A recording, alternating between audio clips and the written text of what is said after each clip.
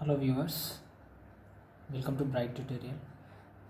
So ఈ వీడియోలో మన విశ్వం గురుత్వాకర్షణ ఏపీడిఎస్సి మరియు టీఎస్డిఎస్సి టెట్కి ఉపయోగపడేటటువంటి సిలబస్. మన విశ్వం గురుత్వాకర్షణ, universe, our universe and gravitation force. భూమి, వాతావరణం, ఓజోన్, అంతరిక్షం, ఆస్ట్రాయిడ్స్, గ్రహాలు, సూర్యుడు, నక్షత్రాలు, వీటన్నిటిని కలిపి విశ్వం అంటారు. నక్షత్రాలను దాటి ముందుకు వెళితే సూపర్నోవా కలదని సుబ్రహ్మణ్యం చంద్రశేఖరన్, ఇండియాకు చెందినటువంటి ఎస్ చంద్రశేఖర్ తెలిపాను. మరియు నక్షత్రాల పరిమితి క్రమాన్ని తెలిపాడు.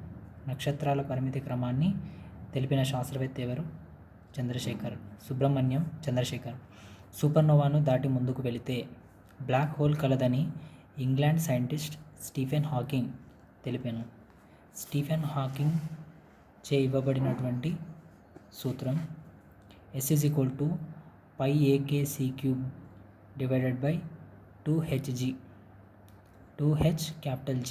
S = πKAc³ by 2hg. ఇక్కడ పై అనగా పై వాల్యూ 22/7 ఆర్ 3.1418. ఏ అనేది వైశాల్యం, K బోల్ట్జ్మాన్ కాన్స్టెంట్, దాని వాల్యూ వచ్చేసి 1.3087 into 10⁻⁻23 joule kelvin. 1.3087 into 10⁻⁻23 joule kelvin. C value కాంతి వేగం 3 into 10⁸ metre per second. Planck constant, Planck స్థిరాంకము, దాని విలువ 6.625 ఇంటూ 10⁻⁻27 ఎర్గ్ సెకండ్ లేదా 6.625 into 10⁻⁻34 joule second. Capital G విలువ విశ్వ గురుత్వాకర్షణ స్థిరాంకం 6.67 into 10⁻⁻11 newton metre square per kg square. The Milky Way galaxy is the home of our earth and our solar system. మన యొక్క భూమి అనేది పాలపుంతలో ఉన్న పాలపుంత అనే గెలాక్సీలో ఉన్నది. It is spiral in shape, సర్పిలాకారంలో ఉన్నటువంటి galaxy. Origin of universe is explained by the Big Bang theory. Big Bang థియరీతోన ఈ విశ్వ ఆవిర్భావన సిద్ధాంతాలలో ఒకటి Big Bang theory. Formulated and proposed by the Belgium astronomer and cosmologist. దీన్ని ప్రతిపాదించిన వ్యక్తి Abbe George Lemaitre. Andromeda is our nearest Galaxy.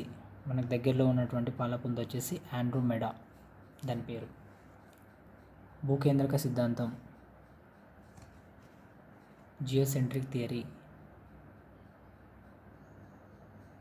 దీన్ని ఇచ్చినటువంటి వ్యక్తి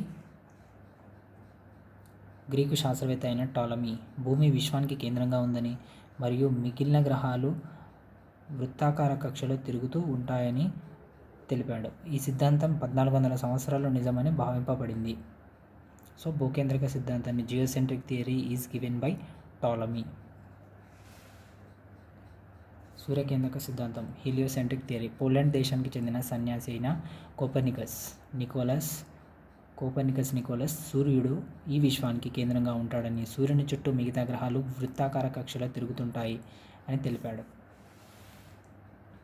వీటిలో సూర్యకేంద్రక సిద్ధాంతం నిజమని టైకో బ్రాహే తెలిపాడు.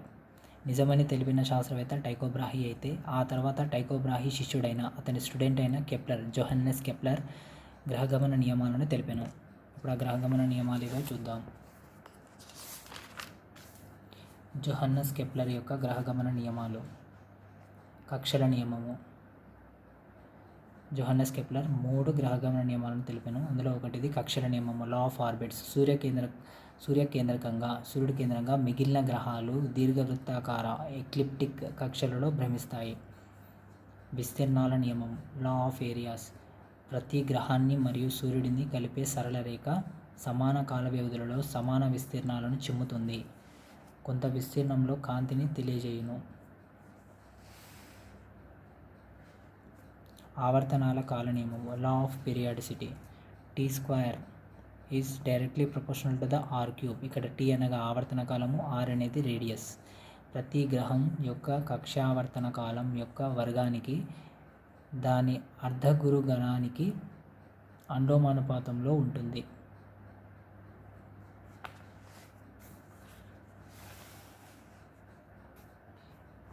న్యూటన్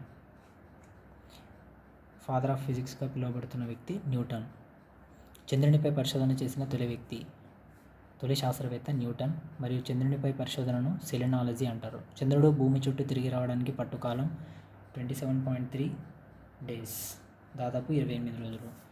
చంద్రుని కాంతి భూమిని చేరడానికి పట్టే పట్టుకాలం జస్ట్ 1.3 సెకండ్స్లో చంద్రుని నుంచి కాంతి భూమికి చేరుతుంది. చంద్రునికి భూమికి మధ్య దూరం 3.85 × 10⁵ కిలోమీటర్స్. చంద్రునిపై త్వరణం యాక్సలరేషన్ 0.00027 మీటర్/సెకండ్². చంద్రునిపై గురుత్వ త్వరణం భూమిలో 1/6వ వంతు కలదు.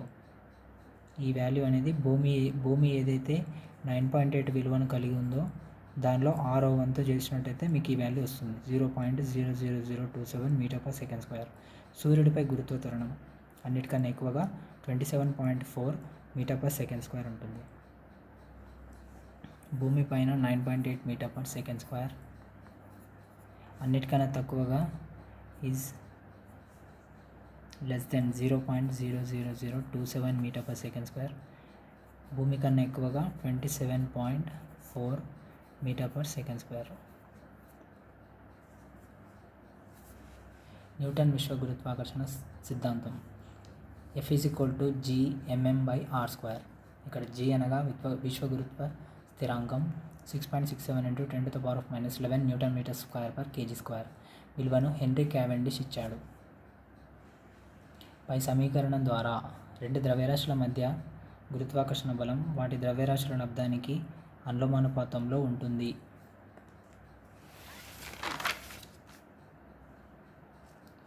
గురుత్వాకర్షణ బలం ఆల్ఫా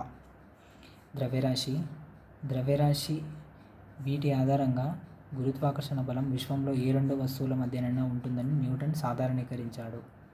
ద్రవ్యరాశి 1 అండ్ ద్రవ్యరాశి 2, ఇక్కడ MM, capital M and small m అని తీసుకున్నాం కదా, అవి ఆ ద్రవ్యరాశుల మధ్య ఆధారంగా వీటి ఆధారంగా గురుత్వాకర్షణ బలం విశ్వంలో ఏ రెండు వస్తువుల మధ్యనైనా ఉంటుందని న్యూటన్ సాధారణీకరించాడు, జనరలైజ్ స్టేట్మెంట్.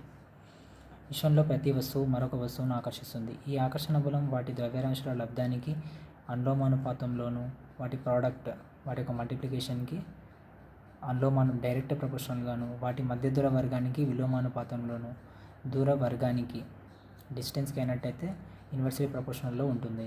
దీనిని విశ్వ గురుత్వాకర్షణ సిద్ధాంతము, యూనివర్సల్ లా ఆఫ్ గ్రావిటేషన్ అని అంటారు.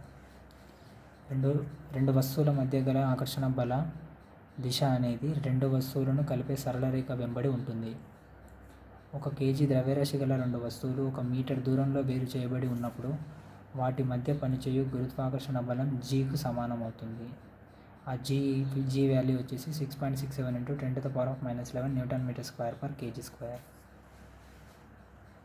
ఇక్కడ గమనిక ఏంటి, నోట్ అంటే పై సమీకరణం కేవలం బిందు లేక గోళాకార వస్తువులకు వర్తిస్తుంది, కానీ మనం ఈ సమీకరణంను ఆకారంతో సంబంధం లేకుండా భూమిపై ఉన్న అన్ని వస్తువులకు ఉపయోగిస్తాం. ఎందుకంటే ఏ వస్తువు ఉపరితలమైనా భూ ఉపరితలంతో పోల్చినప్పుడు చాలా చిన్నది, కాబట్టి అది ఒక బిందు వస్తువుగా పరిగణించబడుతుంది, పాయింట్ ఆబ్జెక్ట్గా పరిగణించబడుతుంది. బిందు వస్తువునే పాయింట్ ఆబ్జెక్ట్ అంటారు. Variation in G = 9.8 metre per second squared. ఇక్కడ వేరియేషన్ అంటే వీటిలో వచ్చే మార్పు. The value of G decreases with the height or depth from the earth surface. భూమి యొక్క సర్ఫేస్ నుంచి పైకి వెళ్ళినా సరే, భూమి యొక్క సర్ఫేస్ నుంచి కిందికి వెళ్ళినా సరే G వాల్యూ అనేది తగ్గుతుంది. G is maximum at poles. ధృవాల వద్ద గురుత్వ త్వరణం అనేది ఎక్కువగా ఉంటుంది, గరిష్టంగా ఉంటుంది. Hence it will be maximum at the camp in అంటార్కిటికాలో ఏర్పాటు చేయబడినటువంటి క్యాంపులకు, పరిశోధన కేంద్రాలకు అక్కడ G విలువ అనేది గరిష్టంగా ఉంటుంది. G is minimum at the equator. Equator దగ్గర భూమధ్యరేఖ దగ్గర జీ విలువ అనేది అత్యల్పంగా ఉంటుంది. G decreases due to the rotation of earth. G వాల్యూలో మార్పు దాని యొక్క తగ్గుదల అనేది దాని యొక్క రొటేషన్ నుంచి వస్తుంది. భ్రమించడం వలన జీ వాల్యూ అనేది తగ్గుతుంది. G decreases if the angular speed of the earth increases and increases if the angular speed of the earth decreases. Angular speed ఇప్పుడు మనం జీ వాల్యూ అనేది యాంగులర్ స్పీడ్ ఆఫ్ ఎర్త్తో ఇన్వర్స్లీ ప్రపోర్షన్లో ఉందని చెప్పొచ్చు. ఒకటి పెరిగితే ఒకటి తగ్గుతుంది, ఒకటి తగ్గితే ఇంకోటి పెరుగుతుంది. కోణీయ ద్రవ్య వేగం.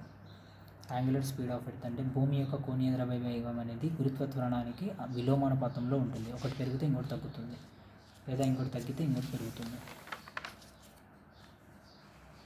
కొన్ని వాల్యూస్ చూద్దాం. జీకి ప్రమాణం newton metre square per KG square.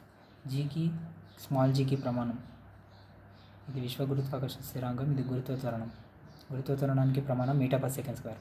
కరెంటుకి ప్రమాణం యాంపియర్. పొటెన్షియల్ విద్యుత్ శక్మానికి ప్రమాణం వోల్ట్స్. కెపాసిటర్కి ప్రమాణం ఫారడ్. నిరోధం ప్రమాణం ఓమ్స్. స్నిగ్ధతకు ప్రమాణం ఫాయిస్. బలానికి ప్రమాణం న్యూటన్. సామర్థ్యానికి ప్రమాణం హార్స్ పవర్. కాంతికి అంతర్జాతీయ ప్రమాణం లక్స్. ఘనకోణానికి ప్రమాణం స్టెరేడియం. కాంతి అభివాహం ల్యూమెన్. ధ్రువసత్వానికి ప్రమాణం యాంపియర్ మీటర్.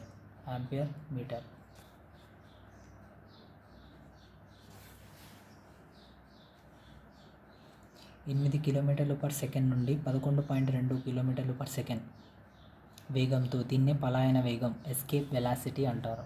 పంపబడిన ఉపగ్రహాన్ని భూమిని విడిచి దాని కక్షలోకి చేరాలంటే ఇంత వేగంతో పంపాలి.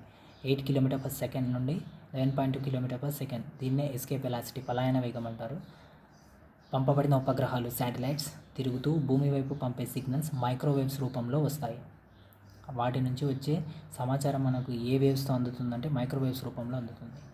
వేడికి సంబంధించిన ప్రశ్నలు పరారుణ కిరణాలు ఇన్ఫ్రారెడ్ రేస్కు సంబంధించినవి. ఏదైనా వేడికి సంబంధించిన ప్రశ్నలు వచ్చినట్టయితే వాటికి ఇన్ఫ్రారెడ్ కిరణాలతో సంబంధం ఉంటుంది. పరారుణ కిరణాలు వీటికి చెందినవి. శరీరానికి సంబంధించిన ప్రశ్నలు ఎక్స్ కిరణాలకు చెందినవి ఉంటాయి. 1000 కేజీలు 1200 కేజీ ద్రవ్యరాశి గల 2 కార్లు 5 మీటర్ల దూరంలో ఉన్నాయి. వాటి మధ్య పనిచేయు గురుత్వాకర్షణ బలం ఎంత? ఇక్కడ F G N small m by r square. ఇక్కడ తీసుకున్నట్టయితే G value 6.67 × 10⁻11 × 1000 × 1200 divided by 5 square. ఇక్కడ ఈ జీరోస్తో ఈ మైనస్లో ఉన్న వాల్యూ తగ్గుతుంది. మైనస్లో ఉన్న వాల్యూ ఈ 3 + 2 5కి అంటే -11 + 5 -11 + 5. అందుకే మనకు ఇక్కడ వాల్యూ వచ్చేసి 6 వచ్చేసింది. వాల్యూ 11లో నుంచి 5 తీసేస్తే -6. 6.67 × 10⁻6 × 12 డివైడెడ్ బై 5 స్క్వేర్. దీని వాల్యూ వచ్చేసి 80.04 × 10⁻6 డివైడెడ్ బై 25 అప్రాక్సిమేట్లీ 3.2 × 10⁻6 న్యూటన్. బలానికి ప్రమాణం న్యూటన్ కాబట్టి 3.2 × 10⁻6 న్యూటన్స్. గురుత్వ త్వరణం. భూమిపైన జీ విలువ 9.8 మీటర్ పర్ సెకండ్ స్క్వేర్. చంద్రునిపైన జీ విలువ 1.67 metre per second square. Okay. త్వరణం యాక్సలరేషన్. సూర్యునిపైన జీ విలువ 27.4 మీటర్ పర్ సెకండ్ స్క్వేర్. గురుత్వ మాపనం. బాల్డన్ గురుత్వ మాపనం. భూమిపైన జీ విలువను కనుగొనడానికి బాల్డన్ గురుత్వ మాపనాన్ని ఉపయోగిస్తారు. Gravity meter. గల్ఫ్ గురుత్వ మాపనం. సముద్రానికి కొంత లోతులో జీ విలువను కనుగొనడానికి దీన్ని ఉపయోగిస్తాం. గల్ఫ్ గురుత్వ మాపనం. భారత్లో అత్యధిక జీ విలువ అనేది తుంబా, కేరళలోని తుంబా స్పేస్ సెంటర్ దగ్గర ఉంటుంది. లేహ్ లడఖ్లో ఉంటుంది. జీ విలువను ప్రభావితం చేయు అంశాలు మొత్తంగా తీసుకున్నట్టయితే 6 ఉన్నాయి. వాటిలో ఎత్తు ఆల్టిట్యూడ్. భూమి నుంచి పైకి వెళ్తుంటే జీ విలువ అనేది తగ్గుతుంది. పీడనం కూడా తగ్గుతుంది. లోతు డెప్త్. భూమి నుంచి లోపలికి వెళ్తుంటే జీ విలువ తగ్గుతుంది. భూకేంద్రం. జీ విలువ శూన్యంగా ఉంటుంది. స్మాల్ జీ విలువ భూకేంద్రం వద్ద. భూకేంద్రం అనగా భూమి ఈ విధంగా తీసుకుంటే ఇది సర్ఫేస్ ఉపరితలం, ఇది కేంద్రం. భూకేంద్రం వద్ద జీ విలువ అనేది శూన్యం. ఉపరితలం నుంచి లోపలికి వెళ్తుంటూ తగ్గుతూ వస్తూ సున్నాకు చేరుతుంది. భూధ్రువాలు జీ విలువ అనేది గరిష్టంగా ఉంటుంది. పోల్స్ వద్ద గరిష్టం. భూమధ్యరేఖ వద్ద జీ విలువ అనేది కనిష్టంగా ఉంటుంది. స్థానిక పరిస్థితుల వద్ద కొద్దిగా మార్పులు చెందుతుంది. దీర్ఘవృత్తాకార కక్షలను ప్రవేశపెట్టినది సోమర్ఫీల్డ్ మరియు దానికి నియమాలను ఇచ్చినది కెప్లర్. చంద్రుని యొక్క త్వరణం 0.00027 మీటర్/సెకండ్ స్క్వేర్. సూర్యుని త్వరణం 27.4 మీటర్/సెకండ్ స్క్వేర్. భూధ్రువాల వద్ద జీ విలువ గరిష్టంగా ఉంటుంది. భూమధ్యరేఖ వద్ద జీ విలువ కనిష్టం. చంద్రయాన్ 2ను జూలై 22, 2019లో పంపడం జరిగింది. సూపర్నోవా గురించి తెలిపిన శాస్త్రవేత్త సుబ్రహ్మణ్యం చంద్రశేఖర్. బ్లాక్ హోల్స్ గురించి తెలిపిన శాస్త్రవేత్త స్టీఫెన్ హాకింగ్, ఇంగ్లాండ్కి చెందిన స్టీఫెన్ హాకింగ్. విద్యుత్ విశ్లేషణ నియమాలను తెలిపినది మైకేల్ ఫారడే. ఏసీ డైనమో జనరేటర్ని కూడా తెలిపినది Michael Faraday. Dynamite Nobel.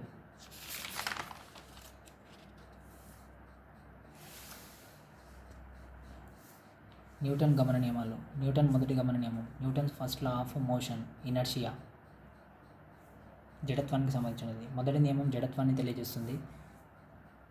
A body will not start moving until and unless an external force acts on it. ఒక ఆబ్జెక్ట్ అనేది, ఏదైనా ఒక పదార్థం అనేది దానిలో ఎటువంటి మూవింగ్ కానీ ఎటువంటి చలనానికి గురవ్వదు, లేదా దాని పొజిషన్లో మార్పు అనేది రాదు. దానిపైన ఒక ఎక్స్టర్నల్ ఫోర్స్, బాహ్య బలం పనిచేయనంత వరకు అది ఏ విధంగా ఉంటుంది, స్థిరంగానే ఉంటుంది. Once it is set in మోషన్లోకి స్టార్ట్ అయినైతే it will not stop or change its velocity until or unless some force acts upon it once more. ఏదైనా ఒకటి దానికి వ్యతిరేకమైనటువంటి ఫోర్స్ పనిచేసినప్పుడే ఒక వస్తువులో చలనంలో ఉన్నటువంటి వస్తువు ఆగుతుంది. The first law of motion is sometimes also known as the law of inertia. దీన్నే జడత్వ నియమం అని కూడా అంటారు. Objects at rest. When an object is at rest, velocity v is equal to 0 and acceleration a is equal to 0. Therefore, the object continues to be at rest. రెస్ట్లో ఉన్నటువంటిది, స్థిరంగా ఉన్నటువంటి వస్తువు, వాటి లోపల వెలాసిటీ అనేది 0 ఉంటుంది, వేగం మరియు త్వరణం కూడా 0 అవుతుంది, అది స్థిరంగానే ఉంటుంది. ఆబ్జెక్ట్స్ ఇన్ మోషన్, ఏవైతే చలనంలో ఉంటాయో, when an object is in motion, velocity is not equal to 0. వెలాసిటీకి కొంత వాల్యూ ఉంటుంది. while acceleration is a is equal to 0. Acceleration 0కు ఈక్వల్ ఉంటుంది, is equal to 0. therefore the object will continue to be in motion with constant velocity. Constant వెలాసిటీతో ఒక స్థిరమైన వేగంతో తిరుగుతుంది. In the same డైరెక్షన్లో దాని యొక్క చలనం అనేది ఉంటుంది.